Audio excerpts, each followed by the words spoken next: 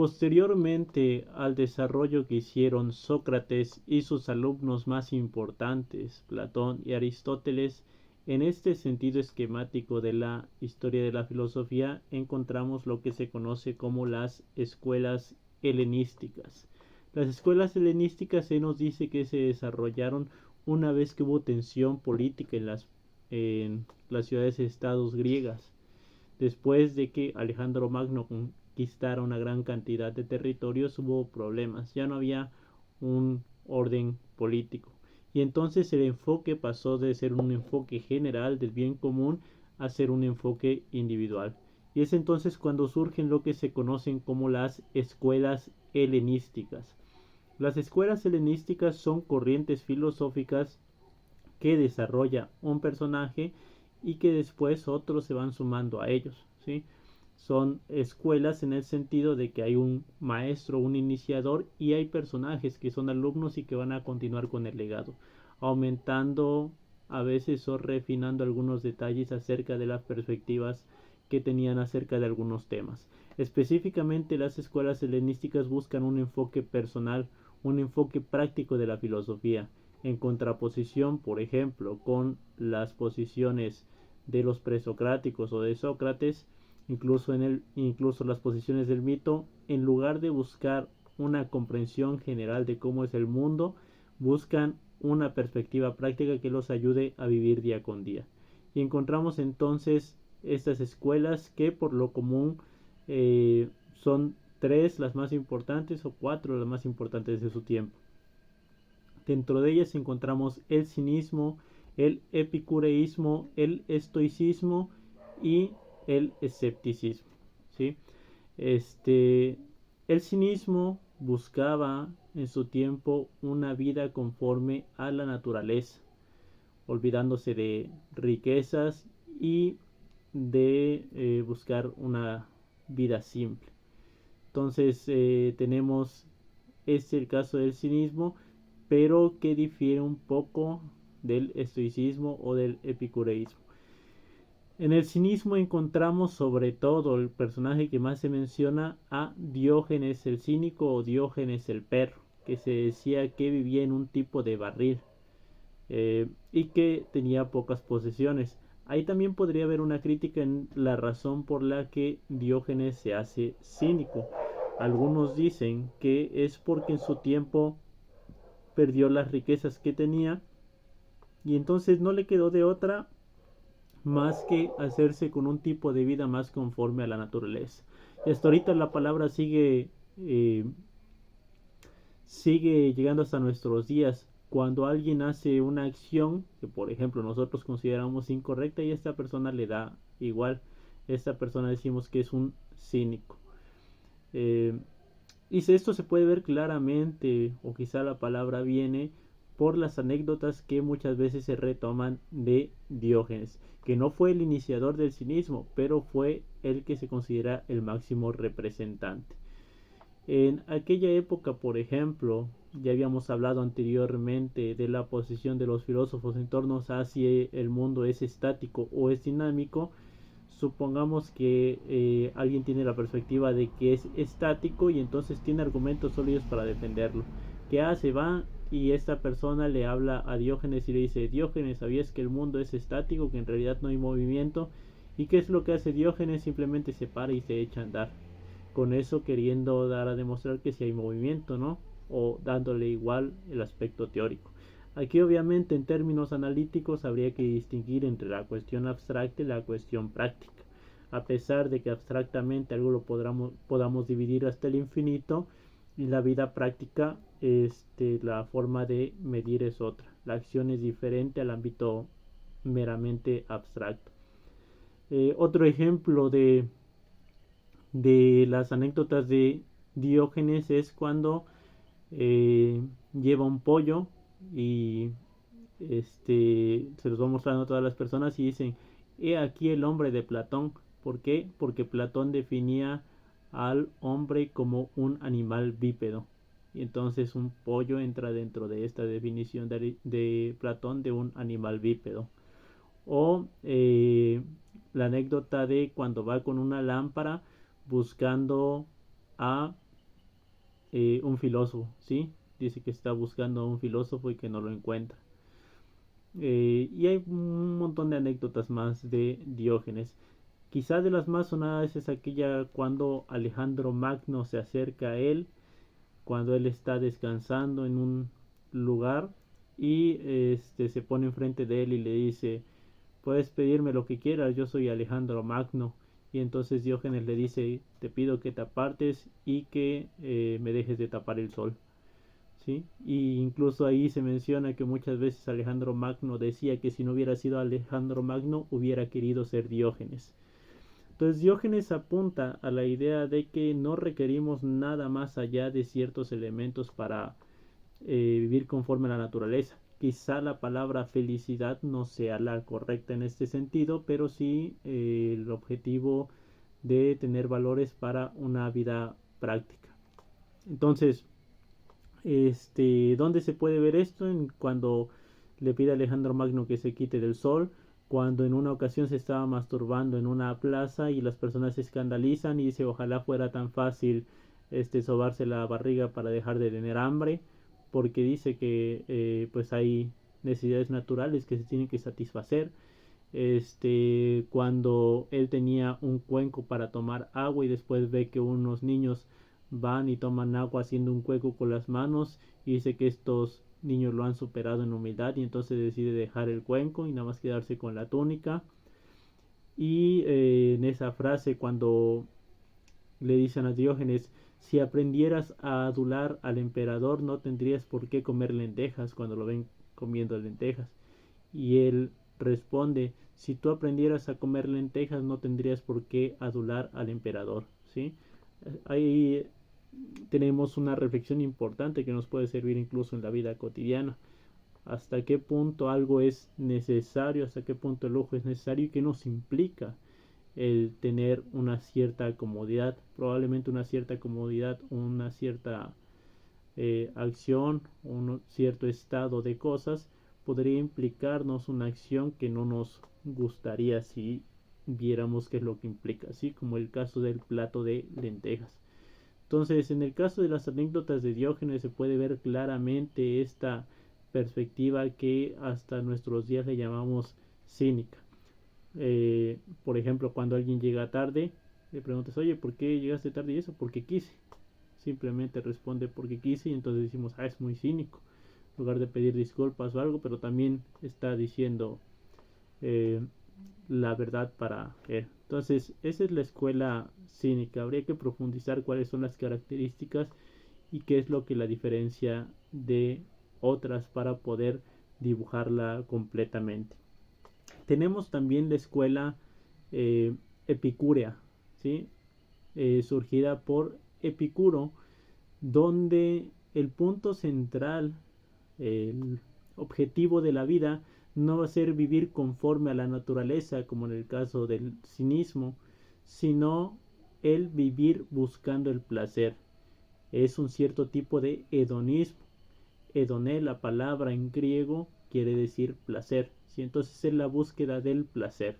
¿Sí? Y uno podría pensar que en el caso de la escuela epicúrea se buscara el placer en todos los casos, en el comer en abundancia, en el tener relaciones sexuales en abundancia, en hacer una diversidad de cosas que nos podrían llevar al exceso. Sin embargo, el epicureísmo no va por ese lado. No es una exacerbación del placer de tal sentido que te pierda, ¿no? Como en el caso de los ritos dionisíacos, ¿sí? Donde está el exceso, donde está la embriaguez, donde están varias cuestiones de ese tipo, ¿no? En el caso de los epicúreos buscaban el placer, sí, se va a buscar el placer. Es como lo de Freud. ¿Qué va a decir Freud acerca de la vida en general? O muchos individuos acerca de la vida en general, que el ser, el individuo, sea cual sea, va a tender a buscar el placer y a evitar el dolor. Uno de los principios que rigen la vida es eso: la búsqueda del placer y evitar el dolor, que ahí por ejemplo a Freud lo lleva a ver la parte en que en realidad puede haber casos contrarios, ¿sí? En el principio del placer habla incluso esa parte de ese placer deformado que se da ante la ausencia, ante la pérdida, ante ciertas sensaciones que son en principio displacenteras. Si entonces no siempre el ser vivo busca el placer, sino que en ocasiones busca incluso el dolor. Pero no vamos a meternos a profundidad en ese análisis, quedémonos en la parte de Epicuro. Epicuro entonces hablaba de el placer. ¿Y qué tipo de placer van a buscar los epicureístas? Van a hacer lo que se conoce como un cálculo de placeres. Van a poner en la balanza diferentes características de los diferentes tipos de placeres para ver cuál es el tipo de placer que se va a preferir sobre los demás. ¿Sí? En este caso llegan a la conclusión de que el placer que se debería de preferir sobre los demás es el placer intelectual, no placeres de otros tipos, por las características que dan, por la duración en el tiempo, por las consecuencias positivas o negativas que tengan, etcétera. Supongamos que ponemos en esta balanza el placer de la comida. El placer de la comida se puede disfrutar hasta cierto punto siempre y cuando no se caiga en el exceso, porque en el exceso, ¿qué pasa? Que viene la indigestión, que viene el letargo, que viene problemas gastrointestinales a largo plazo, etcétera. Entonces se puede disfrutar del placer de la comida hasta cierto punto.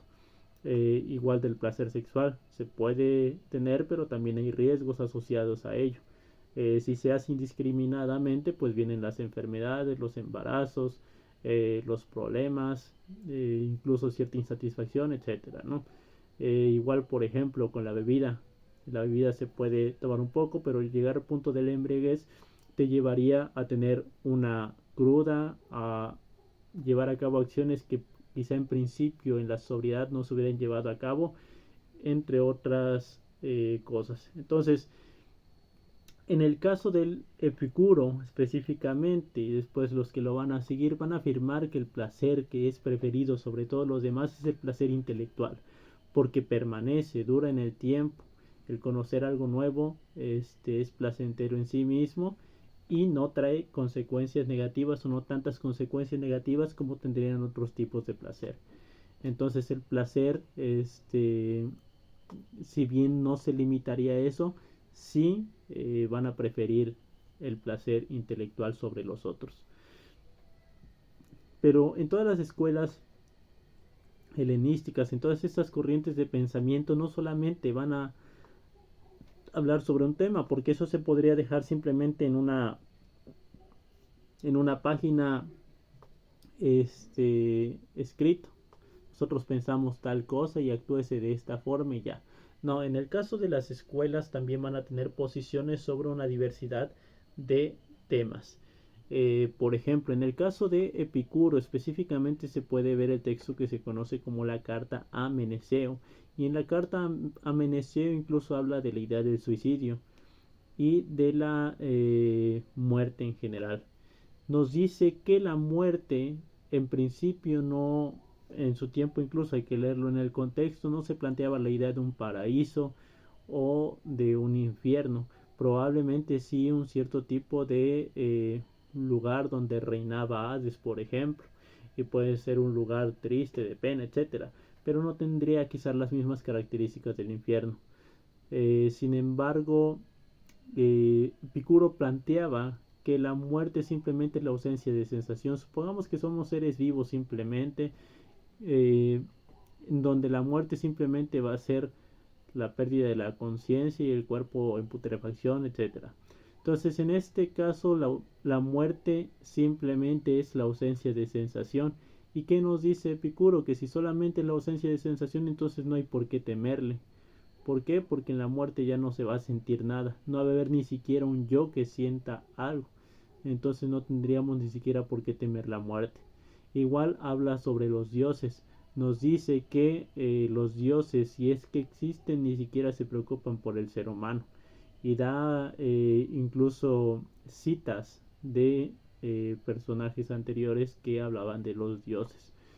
Los dioses, al menos los dioses griegos, los dioses que se planteaban en el Olimpo, muchas veces son dioses que solamente les interesan ellos mismos. Entonces, muchas veces no les interesa el ser humano.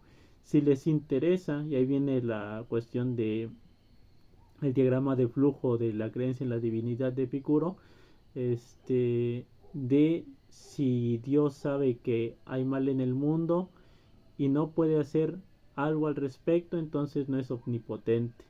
Si puede hacer algo al respecto y no quiere hacerlo, entonces es sádico. Si no lo sabe, entonces no es omnisciente, ¿no? Entonces, en todo caso, Dios o los dioses griegos no están cambiando el estado de cosas en las que están los individuos en esa época. Entonces, en este caso, ni siquiera hay que preocuparse por su ira, por su tristeza, ni nada, porque los dioses están muy aparte de los seres humanos. Entonces es una posición que se tiene al respecto de la muerte de los dioses y de una multitud de cosas. Si bien se reconoce, por ejemplo, que la escuela buscaba el placer, muchas veces no se toman en cuenta estas características del pensamiento respecto de otros elementos. Entonces ese es el epicureísmo. Ahora, el estoicismo habla de una vida conforme a la naturaleza y conforme a la razón. Busca tener un cierto tipo de ausencia, digamos, de sensación o de dominio de uno mismo, al cual se le va a denominar como ataraxia. Busca la resistencia, busca la resiliencia, y es lo que hasta ahorita más desde mi perspectiva, más ha permeado el pensamiento contemporáneo, por ejemplo, en la cuestión de las empresas. Muchas veces muchos están optando por hacer ejercicios estoicos que te permitan transitar la vida sin ningún problema. Por ejemplo, uno de los ejercicios es, en lugar de definir metas, objetivos, sueños, definir qué es lo peor que puede pasar respecto de un estado. Eso lo planteaba Séneca. Plantéate qué es lo peor que puede pasar, qué es lo peor que puedes vivir, y entonces ya estarás preparado para ello. Muchas veces, si lo planteas, vas a tratar de encontrar formas de evitar ese estado último. Supongamos que el peor estado para alguien es quedar en la calle, entonces va a ponerse a elaborar una serie de acciones que le impidan llegar a ese estado. Entonces hay que prepararse para lo peor. En el mismo sentido, uno de los ejercicios estoicos también era pasar una semana, 2 semanas, 3 semanas viviendo solamente con lo mínimo para subsistir, comiendo, por ejemplo, como en la cuestión de Diógenes, comiendo, supongamos, solamente lentejas, bebiendo solamente agua. Entonces, ahorita se ha retomado esa parte, incluso la cuestión del ayuno de dopamina podría ir por ese lado. Simplemente el ausentarse de ciertos placeres, de ciertos elementos lujosos en la vida, y se va a dar cuenta el ser humano que con ciertos elementos mínimos puede vivir sin ningún problema. Entonces llegar a ese estado por pobreza, por lo que sea, entonces no va a ser tan gravoso. ¿Por qué? Porque ya se está acostumbrado a vivir en esas condiciones. Entonces es otro de los ejercicios estoicos. Y vienen más, no viene esa idea de que, por ejemplo, a pesar de que todo lo demás esté controlado, aún dentro de la propia cabeza hay cierta clase de libertad, ¿sí?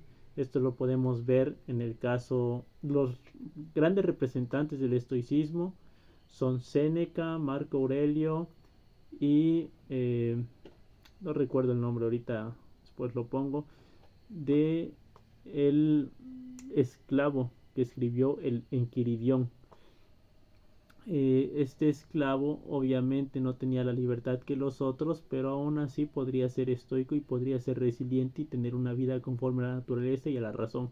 A pesar de que estuviera limitado en todas sus características externas, va a ser libre en su propia cabeza. Es una libertad mínima que nadie más le va a poder quitar. Entonces, ese es el caso de el estoicismo, ¿sí?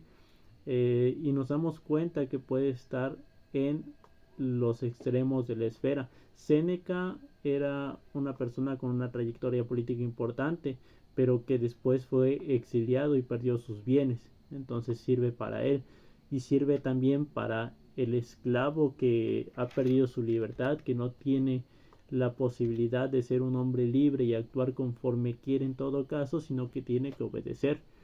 Pero también para el extremo contrario, que es el del emperador, en este caso específicamente Marco Aurelio, quien en sus meditaciones va reflexionando sobre una multitud de temas. No es un libro como en el caso de los diálogos o cualquier otro que tuviera un objetivo comunitario, ¿no? Sino que eran las reflexiones propias de Marco Aurelio en torno a las labores en general de su día a día.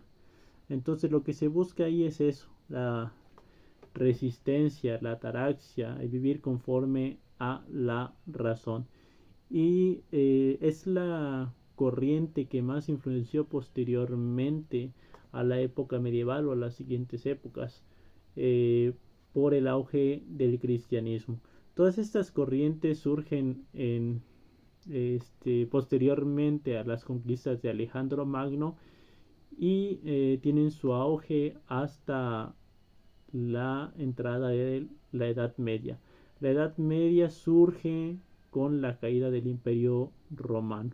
¿Sí? Entonces, aún en la parte donde Roma tiene el imperio y está desarrollándose, surgen pensamientos estoicos, incluso también hedonistas, donde los romanos, por ejemplo, o los griegos en su tiempo, por tener conquistado una gran cantidad de territorio, pues en lugar de dedicarse a conservarlo, a tener una disciplina militar como hicieron los romanos y que por ello conquistaron lo demás, se dedicaron a la búsqueda de placeres, ¿sí?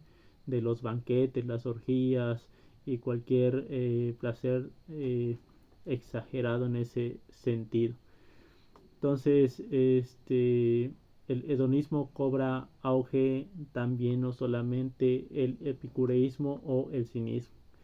Y son las corrientes que se van a decir que más predominaron durante la época posterior a Aristóteles y a Alejandro Magno en términos políticos. Pero también encontramos, por ejemplo, dentro de esta época algunas otras corrientes, de las cuales nada más mencionaré, por ejemplo, el neoplatonismo,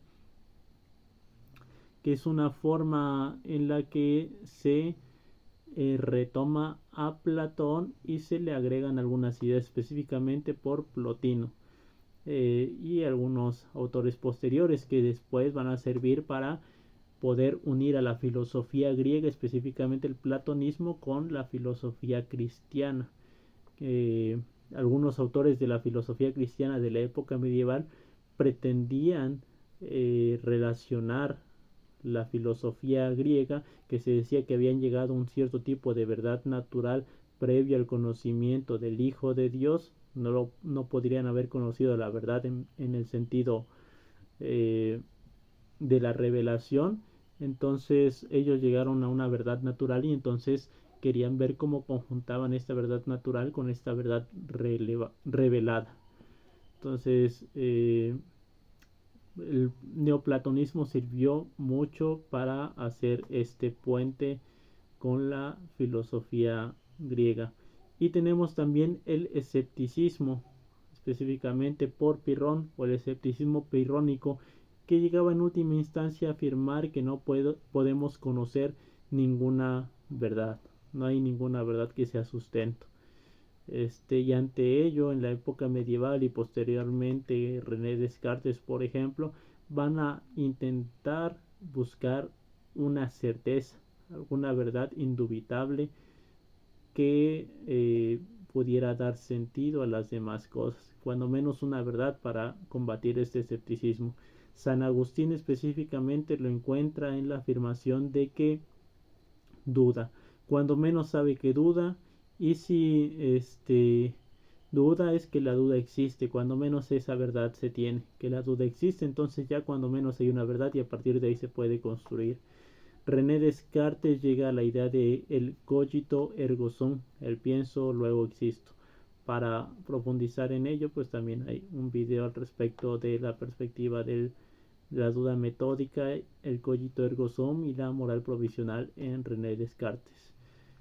Entonces tenemos el escepticismo que después, obviamente por el auge que tuvo, fue necesario poder encontrar una una respuesta o una posición respecto de él. ¿Por qué? Porque si encontramos esa afirmación de que no existe una verdad, entonces probablemente caigamos en un cierto tipo de relativismo que nos llevaría a pensar cualquier cosa. Como digo, muchas corrientes fueron importantes en esta época. Estas son las más importantes, algunas de las más importantes en términos esquemáticos, pero hay muchas más. Entre otras que no se mencionaron están la perspectiva de los sofistas.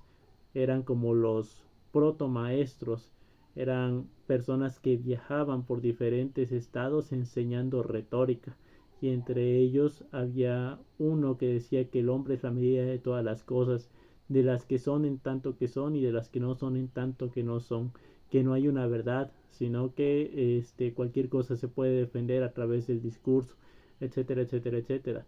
Y lo traigo a colación por la parte del relativismo al que se puede caer si se parte de un cierto tipo de escepticismo. Por eso San Agustín y otros autores posteriormente quisieron hacerle frente al escepticismo, porque si en realidad no tenemos una forma de demostrar lo contrario, entonces no tenemos una forma de asentarnos en una verdad completamente segura. Y obviamente para la época medieval y para la filosofía cristiana eso es completamente impensable o tiene consecuencias completamente negativas. Esto se puede ver incluso en la película de San Agustín, donde se le pide defender a una persona que ha cometido un crimen. Y ahí le decían que tenía que tener el valor, y el valor que después descubrió que era el vivir sin una verdad fija, cuando San Agustín buscaba una verdad segura, ¿sí? Que la encontró posteriormente, específicamente en la revelación y en el cristianismo específicamente, del cual él fue uno de los grandes teóricos, pero eso lo dejamos para una ocasión posterior que viene en la filosofía medieval.